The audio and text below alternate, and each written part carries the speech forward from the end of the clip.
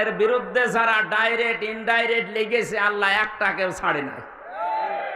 আমি তো এখন দেখতে পাচ্ছি একটাকেও আল্লাহ ছাড়ে নাই। আর আমি ছোট মানুষ, বয়স কম, ছোট হুজুর, এই কারণে ওরা কিছু মনে করে না। আরে ভাই, আমি মানুষ ছোট, আমার হাত অনেক উপরে আছে, আমার আল্লাহর সাথে লাইন আছে।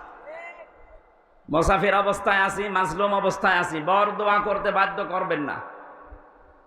আপনি কোরআনের এই আলোচনাটা এতদিন ওদের সব কমপ্লিট বন্ধ করে দিলেন কোন কারণে? কোরআনের অনুষ্ঠানে যারা কোরআনের প্রচারে বাধা দেয়, কোরআন জানিয়েছে তারা যার সন্তান।